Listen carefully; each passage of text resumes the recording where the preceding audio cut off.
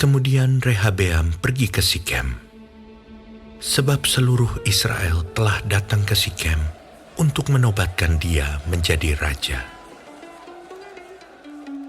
Segera sesudah hal itu kedengaran kepada Yerobeam bin Nebat. Ia ada di Mesir, sebab ia melarikan diri ke sana dari hadapan Raja Salomo. Maka kembalilah ia dari Mesir. Orang menyuruh memanggil dia. Lalu datanglah Yerobeam dengan seluruh orang Israel dan berkata kepada Rehabeam, "Ayahmu telah memberatkan tanggungan kami. Maka sekarang ringankanlah pekerjaan yang sukar yang dibebankan ayahmu dan tanggungan yang berat yang dipikulkannya kepada kami, supaya kami menjadi hamba-Mu." Tetapi ia menjawab mereka, "Datanglah kembali kepadaku lusa." Lalu pergilah rakyat itu. Sesudah itu, Rehabeam meminta nasihat dari para tua-tua yang selama hidup Salomo mendampingi Salomo ayahnya. Katanya, "Apakah nasihatmu untuk menjawab rakyat itu?" Mereka bertanya kepadanya, "Jika engkau mau berlaku ramah terhadap rakyat itu, mau menyenangkan mereka dan mengatakan kata-kata yang baik kepada mereka, maka mereka menjadi hamba-hamba-Mu sepanjang waktu." Tetapi ia mengabaikan nasihat yang diberikan para tua-tua itu. Lalu ia meminta nasihat kepada orang-orang muda yang sebaya dengan dia dan yang mendampinginya. Katanya kepada mereka, "Apakah nasihatmu supaya kita dapat menjawab rakyat yang mengatakan kepadaku, 'Ringankanlah tanggungan yang dipikulkan kepada kami oleh ayahmu'?" Lalu orang-orang muda yang sebaya dengan dia itu berkata, "Beginilah harus kau katakan kepada rakyat yang telah berkata kepadamu, 'Ayahmu telah memberatkan tanggungan kami, tetapi engkau ini berilah keringanan pada kami.' Beginilah harus kau katakan kepada mereka, 'Kelingkingku lebih besar daripada pinggang ayahku. Maka sekarang, ayahku telah membebankan kepada kamu tanggungan yang berat, tetapi aku akan menambah tanggungan kamu. Ayahku telah menghajar kamu dengan cambuk, tetapi aku akan menghajar kamu dengan cambuk yang berduri besi." Lusanya, datanglah Yerobeam dengan segenap rakyat kepada Rehabeam, seperti yang dikatakan raja. "Kembalilah kepadaku lusa." Raja Rehabeam menjawab mereka dengan keras. Ia telah mengabaikan nasihat para tua-tua. Ia mengatakan kepada mereka menurut nasihat orang-orang muda. "Ayahku telah memberatkan tanggungan kamu, tetapi aku akan menambahnya. Ayahku telah menghajar kamu dengan cambuk, tetapi aku akan menghajar kamu dengan cambuk yang berduri besi." Jadi raja tidak mendengarkan permintaan rakyat, sebab hal itu merupakan perubahan yang disebabkan Allah, supaya Tuhan menepati firman yang diucapkannya dengan perantaraan Ahia orang Silo kepada Yerobeam bin Nebat. Setelah seluruh Israel melihat bahwa raja tidak mendengarkan permintaan mereka, maka rakyat menjawab raja, "Bagian apakah kita dapat daripada Daud? Kita tidak memperoleh warisan dari anak Isai itu. Masing-masing ke kemahmu, hai orang Israel. Uruslah sekarang rumahmu sendiri, hai Daud." Maka pergilah seluruh orang Israel ke kemahnya, sehingga Rehabeam menjadi raja hanya atas orang Israel yang diam di kota-kota Yehuda. Kemudian Raja Rehabeam mengutus Hadoram yang menjadi kepala Rodi. Tetapi orang-orang Israel melontari dia dengan batu sehingga mati. Bahkan Raja Rehabeam hampir-hampir tidak dapat menaiki keretanya untuk melarikan diri ke Yerusalem. Demikianlah mulanya orang Israel memberontak terhadap keluarga Daud sampai hari ini. 2 Tawari pasal 11. Ketika Rehabeam datang ke Yerusalem, ia mengumpulkan kaum Yehuda dan Benyamin, 180.000 teruna yang sanggup berperang untuk memerangi orang Israel, dengan maksud mengembalikan kerajaan itu kepadanya. Tetapi datanglah firman Tuhan kepada Semaya abdi Allah. Demikian, Katakanlah kepada Rehabeam, anak Salomo, Raja Yehuda, dan kepada segenap orang Israel di Yehuda dan di Benyamin, demikian.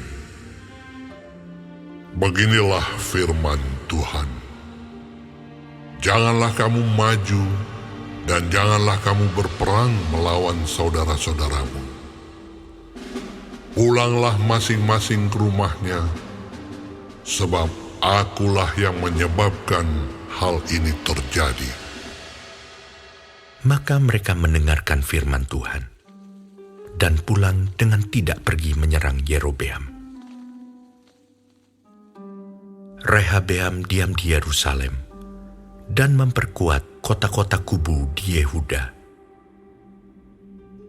Ia memperkuat Betlehem, Etam, Tekoa, Bet-zur, Soko, Adulam, Gad, Mares, Zif, Adoraim, Lakis, Azeka, Sora, Ayalon, dan Hebron, yang terletak di Yehuda dan di Benyamin sebagai kota-kota berkubu. Ia memperkokoh kota-kota kubu itu dan menempatkan di situ kepala-kepala pasukan dengan persediaan makanan, minyak, dan anggur. Perisai dan tombak pun disediakan di tiap-tiap kota. Ia membuat kota-kota itu amat kokoh. Demikianlah Yehuda dan Benyamin menjadi daerah kekuasaannya. Para imam dan orang Lewi di seluruh Israel datang menggabungkan diri dengan dia dari daerah-daerah kediaman mereka. Sebab orang Lewi meninggalkan tanah pengembalaan dan milik mereka, lalu pergi ke Yehuda dan Yerusalem.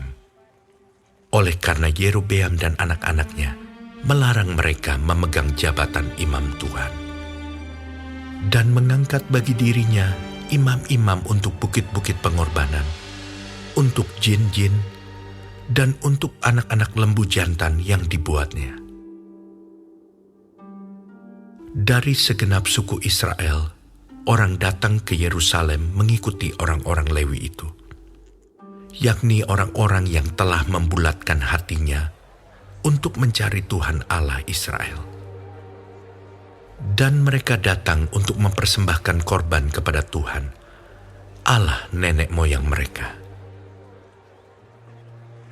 Demikianlah mereka memperkokoh kerajaan Yehuda dan memperkuat pemerintahan Rehabeam bin Salomo selama 3 tahun. Karena selama 3 tahun mereka hidup mengikuti jejak Daud dan Salomo. Rehabeam mengambil Mahalat, anak Yerimot bin Daud, dan Abihail binti Elhiab bin Isai menjadi istrinya, yang melahirkan baginya anak-anak lelaki ini, Yeus, Semaria, dan Zaham. Sesudah Mahalat, ia mengambil Maaka, anak Absalom, menjadi istrinya, yang melahirkan baginya Abia, Atai, Ziza, dan Selomit. Rehabeam mencintai Maaka, anak Absalom itu, lebih daripada semua istri dan gundiknya. Ia mengambil 18 istri dan 60 gundik, dan memperanakan 28 anak laki-laki dan 60 anak perempuan. Rehabeam mengangkat Abia, anak Maaka, sebagai pemuka, yakni sebagai pemimpin di antara saudara-saudaranya, karena ia bermaksud menjadikan dia raja. Oleh sebab itu, ia mengambil kebijaksanaan untuk menyebarkan semua anaknya yang lain ke seluruh Yehuda dan Benyamin, ke segala kota kubu. Ia memberikan mereka makanan dengan limpahnya dan menyediakan bagi mereka banyak istri. 2 Tawari pasal 12. Rehabeam beserta seluruh Israel meninggalkan hukum Tuhan ketika kerajaannya menjadi kokoh dan kekuasaannya menjadi teguh. Tetapi pada tahun kelima zaman Raja Rehabeam, majulah Sisak Raja Mesir menyerang Yerusalem, karena mereka berubah setia terhadap Tuhan. Dengan 1.200 kereta dan 60.000 orang berkuda, sedang rakyat yang mengikutinya dari Mesir, yakni orang Libya, orang Suki, dan orang Ethiopia, tidak terhitung banyaknya. Ia merebut kota-kota benteng yang di Yehuda, bahkan mendekati Yerusalem. Nabi Semaya datang kepada Rehabeam dan pemimpin-pemimpin Yehuda yang berkumpul di Yerusalem, berhubung dengan ancaman Sisak, dan berkata kepada mereka, Beginilah firman Tuhan, kamu telah meninggalkan aku. Oleh sebab itu, aku pun meninggalkan kamu juga dalam kuasa Sisak. Maka pemimpin-pemimpin Israel dan raja merendahkan diri dan berkata, Tuhanlah yang benar. Ketika Tuhan melihat bahwa mereka merendahkan diri, datanglah firman Tuhan kepada Semaya, bunyinya, Mereka telah merendahkan diri. Oleh sebab itu, aku tidak akan memusnahkan mereka. Aku segera akan meluputkan mereka. Dan kehangatan murkaku tidak akan dicurahkan atas Yerusalem dengan perantaraan Sisak. Tetapi mereka akan menjadi hamba-hambanya, supaya mereka tahu membedakan antara mengabdi kepadaku dan mengabdi kepada kerajaan-kerajaan duniawi. Maka majulah Sisak Raja Mesir itu menyerang Yerusalem. Ia merampas barang-barang perbendaharaan rumah Tuhan dan barang-barang perbendaharaan rumah raja, semuanya dirampasnya. Ia merampas juga perisai-perisai emas yang dibuat Salomo. Sebagai gantinya, Raja Rehabeam membuat perisai-perisai tembaga yang dipercayakannya kepada pemimpin-pemimpin bentara yang menjaga pintu istana raja. Setiap kali raja masuk ke rumah Tuhan, bentara-bentara datang membawa masuk perisai-perisai itu. Dan mereka pula yang mengembalikannya ke kamar jaga para bentara. Oleh sebab raja merendahkan diri, surutlah murka Tuhan daripadanya, sehingga ia tidak dimusnahkannya sama sekali. Lagi pula, masih terdapat hal-hal yang baik di Yehuda. Raja Rehabeam menunjukkan dirinya kuat dalam pemerintahannya di Yerusalem. Rehabeam berumur 41 tahun pada waktu ia menjadi raja, dan 17 tahun lamanya ia memerintah di Yerusalem, kota yang dipilih Tuhan dari antara segala suku Israel untuk membuat namanya tinggal di sana.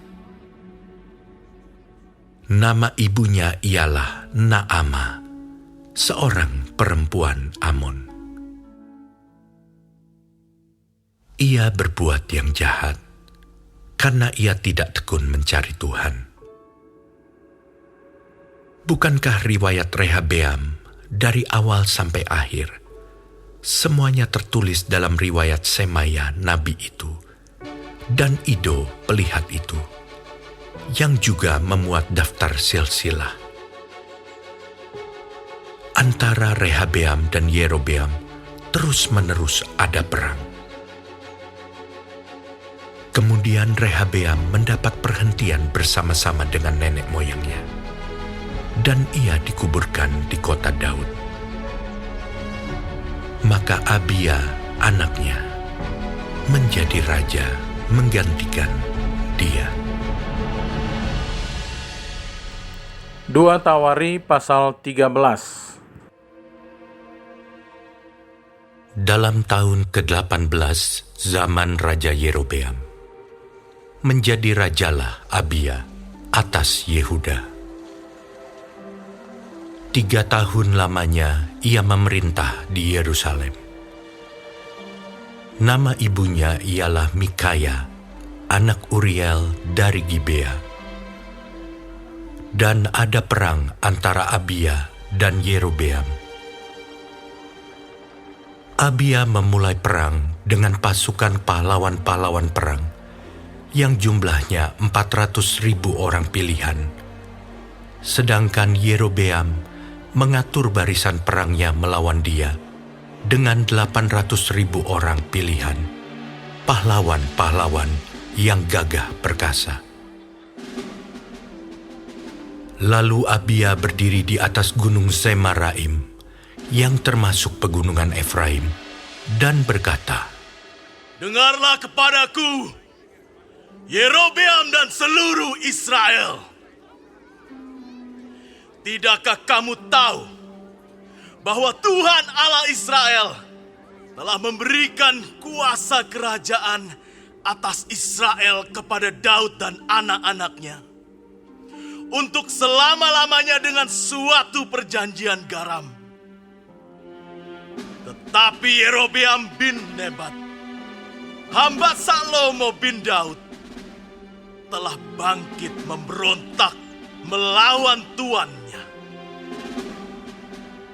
Petualang-petualang, orang-orang Dursila berhimpun padanya. Mereka terlalu kuat bagi Rehabeam bin Salomo, yang masih muda dan belum teguh hati, dan yang tidak dapat mempertahankan diri terhadap mereka. Tentu kamu menyangka bahwa kamu dapat mempertahankan diri terhadap kerajaan Tuhan yang dipegang keturunan Daud.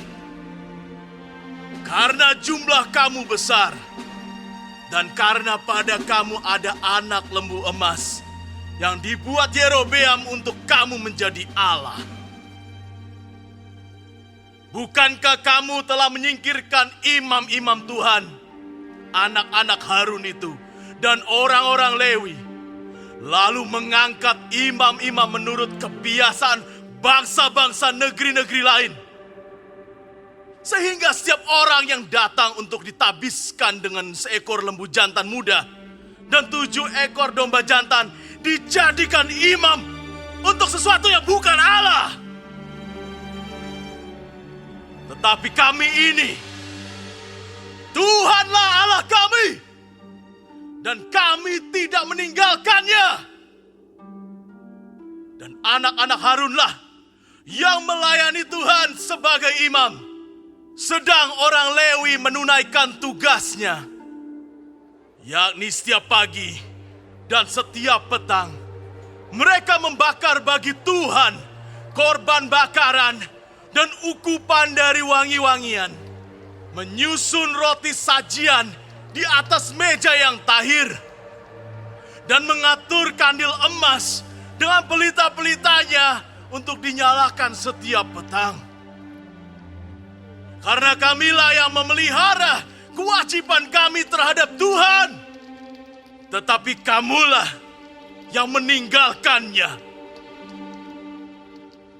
Lihatlah, pada pihak kami Allah yang memimpin, sedang imam-imamnya siap meniup tanda serangan terhadap kamu dengan nafiri isyarat-isyarat. Hai orang Israel, jangan kamu berperang melawan Tuhan Allah nenek moyangmu, karena kamu tidak akan beruntung. Tetapi Yerobeam mengirim suatu pasukan penghadang yang harus membuat gerakan keliling supaya sampai di belakang mereka. Sehingga induk pasukannya berada di depan Yehuda, dan pasukan-pasukan penghadang di belakang mereka. Ketika Yehuda menoleh ke belakang, lihatlah, mereka harus menghadapi pertempuran dari depan dan dari belakang. Mereka berteriak kepada Tuhan, sedang para imam meniup nafiri, dan orang-orang Yehuda memekikkan pekik perang. Pada saat orang-orang Yehuda itu memekikkan pekik perang, Allah memukul kalah Yerobeam dan segenap orang Israel oleh Abia dan Yehuda. Orang Israel lari dari depan Yehuda, tetapi Allah menyerahkan mereka ke dalam tangan Yehuda. Abia dengan laskarnya mendatangkan kekalahan yang besar kepada mereka. Dari orang Israel mati terbunuh 500.000 orang pilihan.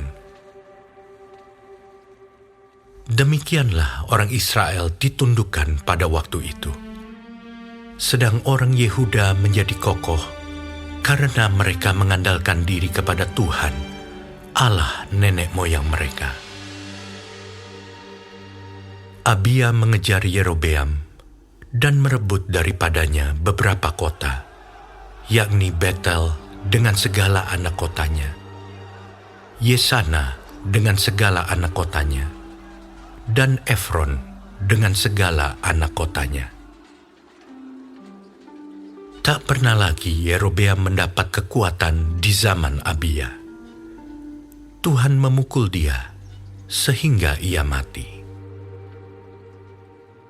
Abia menunjukkan dirinya kuat. Ia mengambil 14 istri dan memperanakan 22 anak laki-laki dan 16 anak perempuan. Selebihnya dari riwayat Abia, langkah-langkahnya dan titah-titahnya tertulis dalam kitab sejarah Nabi Ido.